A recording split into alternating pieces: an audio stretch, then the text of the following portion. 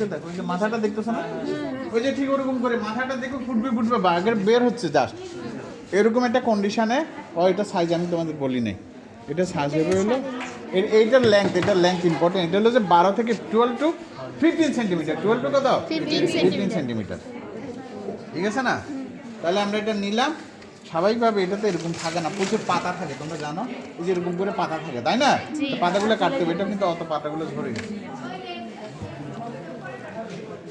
তাহলে এটা ধরো এটা অনেক ক্ষেত্রে বাঁকা থাকে, যদি বাঁকা হয় যেদিকে বাঁকা তার উল্টো দিকে কাটবে, আর যদি সোজা হয় যে কোনো দিকে কাটতে পারো। যদি বাঁকা হয় যেদিকে বাঁকা তার উল্টো দিকে কাটবে, বুঝছো কি না? তাহলে সহজ হবে। তাহলে এটা ধরবা, এটার আবার কতটুকু কাটবা? এটা যদি 12 সেন্টিমিটারে 4 সেন্টিমিটার, এটা যদি 15 সেন্টিমিটার 5 সেন্টিমিটার, মানে 1/3 কতটুকু কাটবো? এটার যে লেংথ আছে, এটা যে ডায়ামিটার আছে, মনে করো ডায়ামিটার আছে 3 মিলিমিটার, তাহলে 3 মিটার মধ্যে 2 মিলিমিটার কেটে ফেলতে হবে। এই জন্য বললাম thin sheet of wood. Thin sheet of wood বলছিলাম না, পাতলা। এটা সায়নটা করতে হবে পাতলা, মানে সায়নের যা ডায়ামিটার আছে 3 ভাগের 2 ভাগ ফেলে দিতে হবে, রাখতে হবে কত? 3 ভাগের 1 ভাগ। 3 ভাগের 1 ভাগ। তাহলে আমরা এখানে ধরলাম, ধরার পরে ধরবো, এই যে এখান থেকে ধরবা, প্রথমে হালকা করে নিয়ে আসবে, এদিকে যত যাবা আস্তে আস্তে আস্তে আস্তে একটু ডিপ করার চেষ্টা করবা, এদিকে যত যাবা আস্তে আস্তে ডিপ হবে, এদিকে যায় মাথা যে এক টানে কাটা হয়ে যাবে, বুঝো না? হ্যাঁ, নাহলে খারাপ হয়ে যাবে, ঠিকই বলছি। না কাটবে না, এই যে এরকম স্মুথ হয়ে গেছে কিন্তু অলরেডি।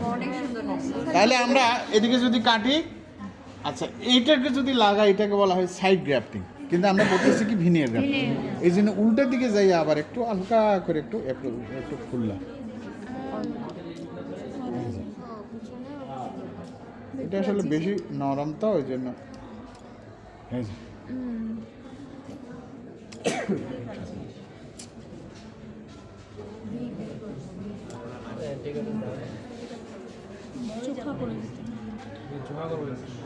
এই জায়গাটা, হ্যাঁ এই জায়গাটাতে একটু কাটে দিবে।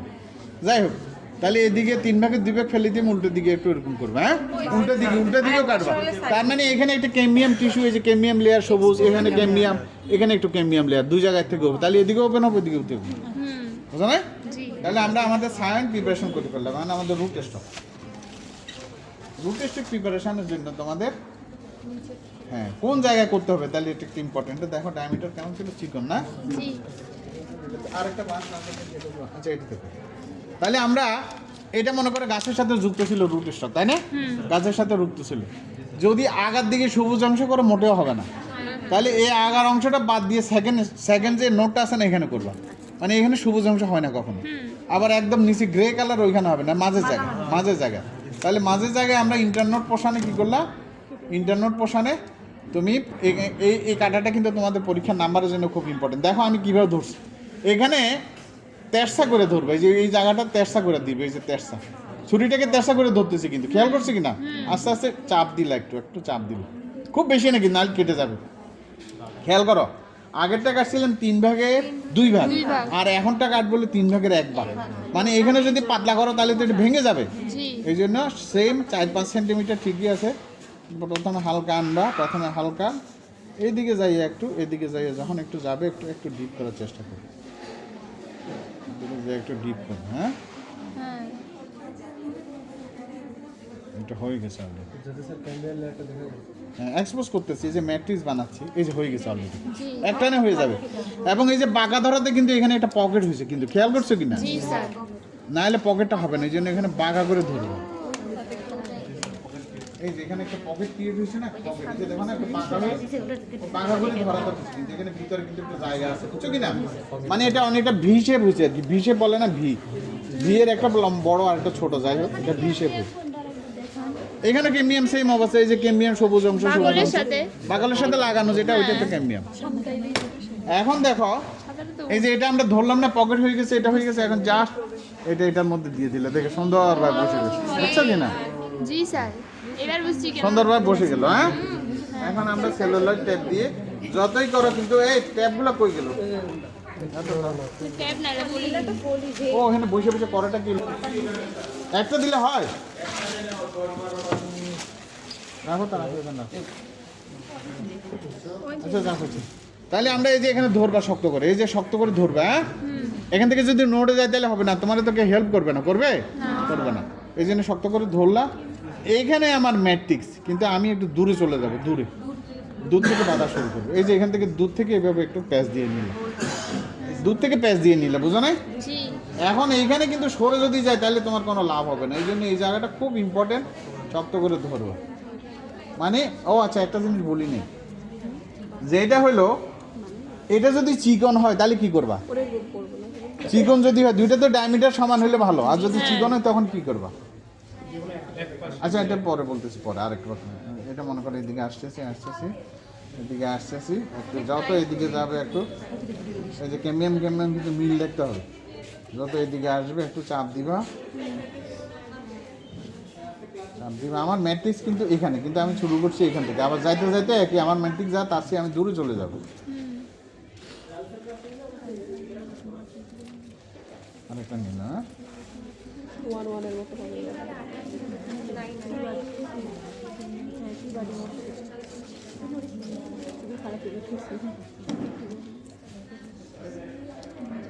ঠিক আছে। এখন ভিতরে নিয়ে যাবে, এই যে ভিতরে নিয়ে গেলে, হ্যাঁ আমি তো ফোনেই দেখতেছি।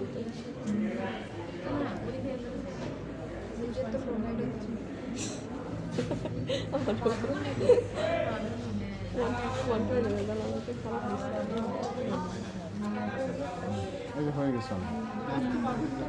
যদি দেখো বাদামটা খুব শক্ত, সেরকম করে শক্ত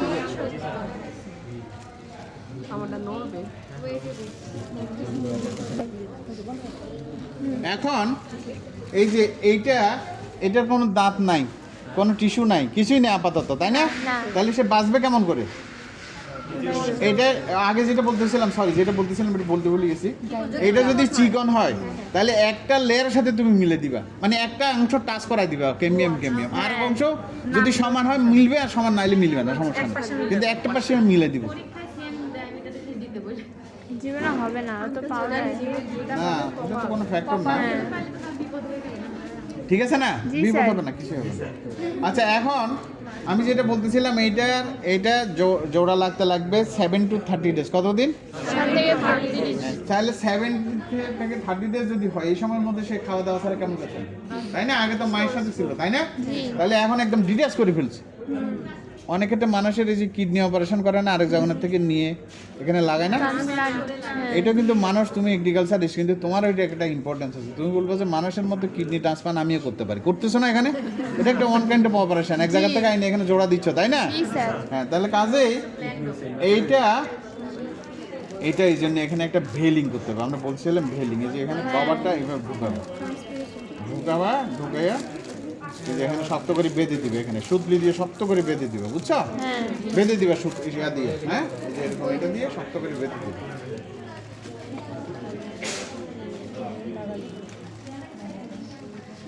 দেখ এখন না বাদলাম না, এবার বেঁধে দিবে, হ্যাঁ। আচ্ছা, বেঁধে দিবে শক্ত করে। তাহলে কি হবে, এই যে এখানে পেটিওল পোর্শনগুলো আমরা এখানে কাটি নাই, কিন্তু বেশিরভাগ ক্ষেত্রে এই সায়নের পেটিওল পাতার বেসগুলো থেকে যাবে।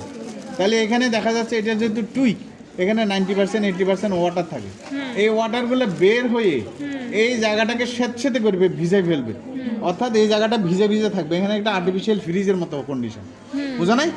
আর্টিফিশিয়াল ফ্রিজের হিউমিডিটি দেখা যাচ্ছে 90%-এর উপরে। তাহলে ভিজে যদি থাকে, এটা সহজে শুকাবে না।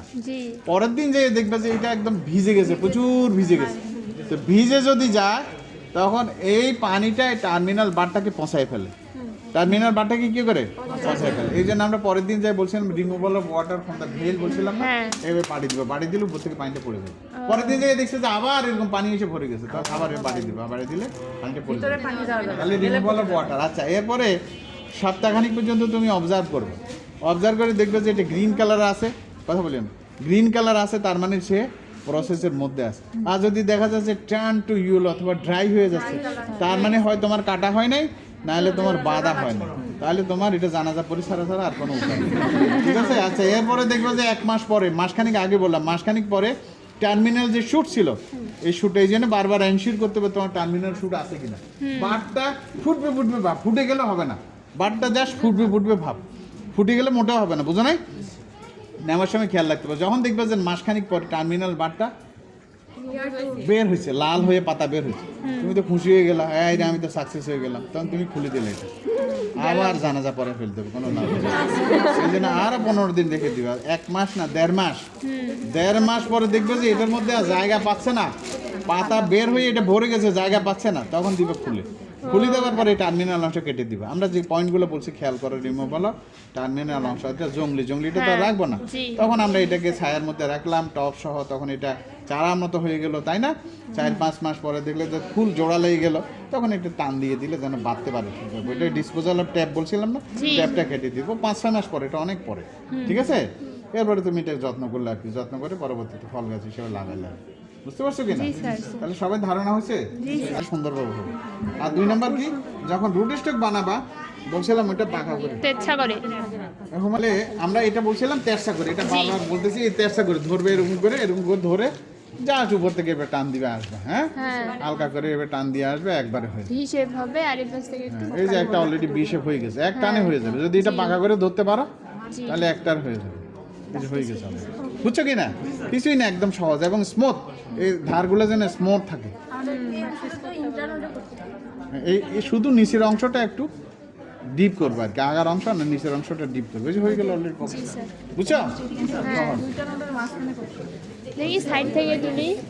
আচ্ছা, একটা গ্রুপ গেছে, ওটা যাওয়ার গ্রুপ আসে, তোমাদের অ্যাটেন্ডেন্স দিয়ে গেছে নাকি? না, হ্যাঁ দিছি স্যার।